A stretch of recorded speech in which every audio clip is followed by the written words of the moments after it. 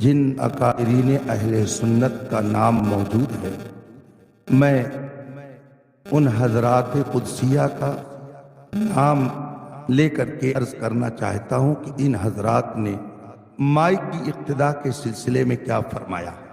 حضور صدر الشریعہ علامہ امجد علی اعظمی، حضور مفتی اعظم ہند شہزادے اعلیٰ حضرت، حضور محدث اعظم ہند کی چوچا شریف، حضور برہان ملت علامہ برہان الحق، حضور مجاہد ملت رئیس اڑیسہ، حضور حافظ ملت بانی الجامعۃ الاشرفیہ مبارک پور، حضور احسن العلماء مارہرہ شریف، حضور مفتی محمد اجمل سنبھلی، شارح بخاری مفتی شریف الحق امجدی، بدر ملت علامہ مفتی بدر الدین احمد رضوی، فقیہ ملت مفتی جلال الدین احمد امجدی، قاضی عبد الرحیم بستوی، امام العلماء حضور مفتی شبیر حسن رضوی، خواجہ علم و فن حضرت علامہ خواجہ مظفر حسین پورنوی، حضور تاج الشریعہ علامہ اختر رضا ازہری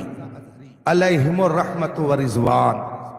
یہ سارے وہ اکابرین اہل سنت ہیں کہ جن کے فضل و کمال، زہد و تقوی، تفقہ فی الدین پر پوری جماعت اہل سنت متفق ہے، اور ان سارے حضرات کا فتویٰ تحریری شکل میں موجود ہے کہ لاؤڈ اسپیکر کی آواز پر اقتدا کرنے والوں کی نماز نہیں ہوتی۔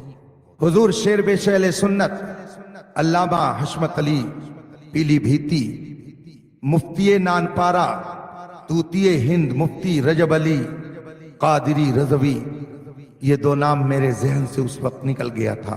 یہ سارے حضرات اس بات پر فتویٰ دیتے ہیں کہ لاؤڈ اسپیکر کی اقتدا پر نماز صحیح نہیں، اور رسول پاک صلی اللہ علیہ وآلہ وسلم نے ارشاد فرمایا، حدیث پاک البرکۃ مع اکابرکم، حدیث پاک ہے البرکۃ مع اکابرکم، پھر سن لیجئے، حدیث پاک ہے البرکۃ مع اکابرکم، خیر و برکت اکابر کے دامن سے وابستہ، یہ رسول پاک کا فرمان ہے۔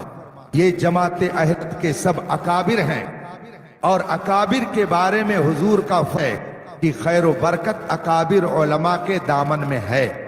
اس لیے اگر آپ خیر و برکت کے خیر خواہ ہیں تو ان اکابر کے فتوے پر عمل کیجئے۔ فقیر بھی اپنے ان اکابر ہی کے دامن سے وابستہ ہے، اور اس کا بھی یہی فتویٰ جاتا ہے کہ لاؤڈ اسپیکر کی آواز پر اقتدا کرنے سے نماز نہیں ہوتی۔ واللہ تعالی اعلم۔ سن لیں، اور جواب تو مکمل ہو گیا، مگر آپ کی تفہیم کے لیے، آپ کو سمجھانے کے لیے میں دو ایک ضروری بات اور بھی آپ کے سامنے رکھتا ہوں۔ بالخصوص میں اپنے کالج کے اسٹوڈنٹس حضرات سے مخاطب ہوں، وہ آسانی سے چونکہ اس مسئلے کو سمجھ سکتے ہیں، اس لیے وہ ذرا غور سے سنیں۔ فزکس اور سائنس کے مطابق جو آواز کی کہانی بتائی گئی ہے، اس میں تو آپ سب لوگ یہ پڑھ چکے ہوں گے کہ آدمی کے منہ سے جو آواز نکلتی ہے وہ دوسرے کے کانوں تک کیسے پہنچتی ہے نا۔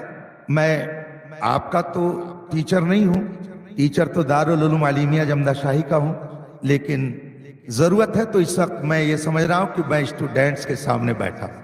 آواز کس کو کہتے ہیں؟ فزکس کے جو طلبہ ہوں گے وہ سب جانتے ہیں۔ دو چیزوں کے ٹکراؤ سے یا تیزی سے دو چیزوں کے جدا ہونے سے جو کیفیت اور کنڈیشن پیدا ہوتی ہے اسی کو آواز کہتے ہیں۔ وہی نا، لکڑی ہو اس کو ایسے توڑیے، اس کو عربی میں قرا کہتے ہیں، اور اس کو قلا کہتے ہیں۔ قرا اور قلا، قرا اور قلا سے جو کیفیت پیدا ہوتی ہے اس کا نام آواز۔ بات سمجھ میں آ گئی؟ آواز دوسروں کے کانوں تک پہنچتی کیسے ہے یہ بھی آپ لوگ پڑھ چکے ہوں گے سائنس میں۔ آپ کے منہ سے جب آواز نکلی تو یہ ہوا जिस तरह से कार्बन पहले चलता था, ऊपर आप लिखिए तो जितने कागज पर नीचे कार्बन रखा होगा उसका नक्श पड़ता चला जाएगा। इसी तरीके से ये आवाज जो मुंह से निकलती है, ये हवा में फौरन उसकी फोटोकॉपी होती और ये फोटोकॉपी फिर बगल वाली हवा को होती और धक्के मारती हुई दूसरे तक फोटोकॉपी होते होते कान तक पहुंचती। जैसे बच्चों का खेल आपने देखा होगा, 10-20 ईंटें खड़ी करके वो एक ईंट पर पैर मारते हैं और वो ईंट दूसरे से टकराती है, दूसरी तीसरे से, और इस तरह से आखिर तक ईंट गिरती चली जाती है। ऐसी आवाज जो मुंह से निकली, उसने धक्का दिया यहाँ की हवा को और उसमें आवाज की फोटोकॉपी हुई और फिर उसकी फोटोकॉपी होते होते आदमी के कान तक आवाज पहुंचती। ठीक है, ये है आवाज का पहुंचना। कभी ऐसा होता है कि आवाज वापस भी सुनाई देती है, वापस आती हुई आवाज भी सुनाई देती है, मगर ये कब होता है? अगर सामने कोई दीवार हो, कोई रोक वाली चीज हो और तेज आवाज निकली तो फिर अगर आगे नहीं जा सकती है तो टकरा करके वापस आती। इसको इंग्लिश में क्या कहते हैं? एको के। बात समझ में आ रही है ना?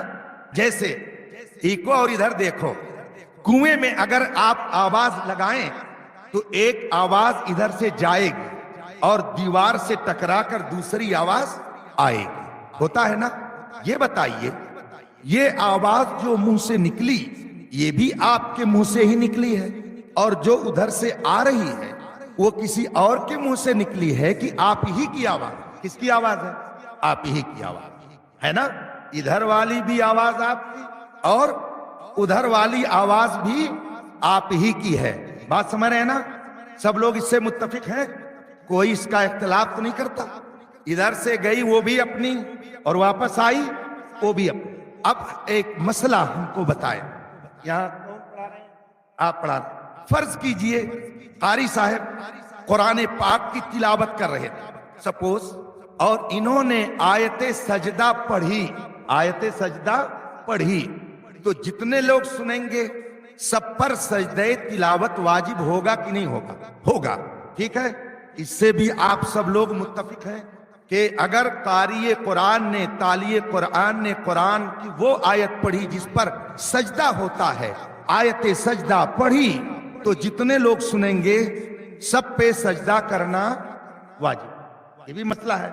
अब तीसरा मरहला और तीसरा मसला, फर्ज कीजिए कि एक हाफिज ने, कुरान की तिलावत करने वाले ने ये आयते सजदा तिलावत की, लेकिन एक शख्स ने ये आवाज जो पहले निकली उसे नहीं सुना, बल्कि जो टकरा करके दूसरी आवाज आई उसे सुना।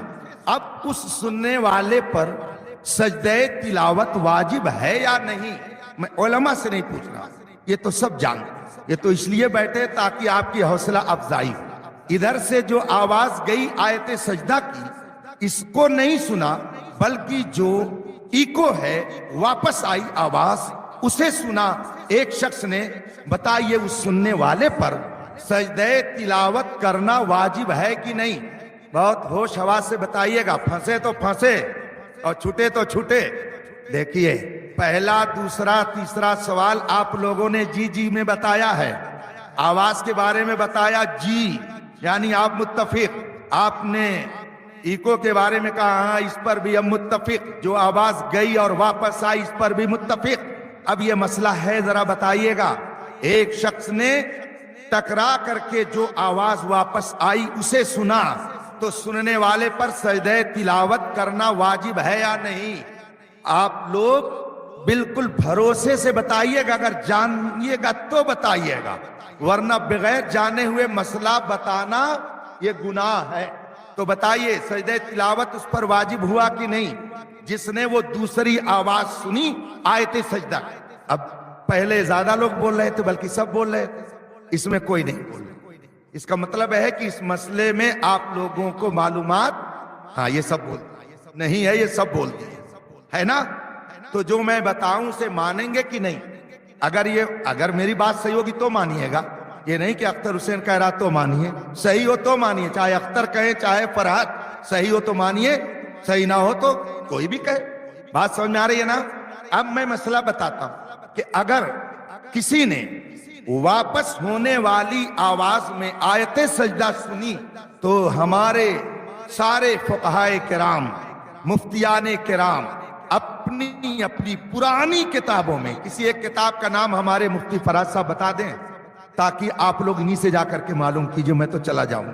ساری فقہ کی کتابوں میں یہ مسئلہ موجود ہے کہ جو واپس ہونے والی آواز آیت سجدہ کی تھی، اگر اس کو کسی نے سن لیا تو اس سننے والے پر سجدہ تلاوت کرنا واجب۔ مسئلہ سن لیجئے، ادھر سے آواز گئی تو اس کو کسی نے سنا تو سجدہ تلاوت کرنا واجب، لیکن واپس جو آواز آئی اس کو کسی نے سنا تو اس پر سجدہ تلاوت کرنا واجب۔ کیوں؟ میں علماء سے نہیں عرض کر رہا ہوں، آپ میں سے کوئی اس کا فلسفہ بتا دے، پھر وہ مائک کے تعلق سے سوال جو کرے گا میں اس کا جواب دوں۔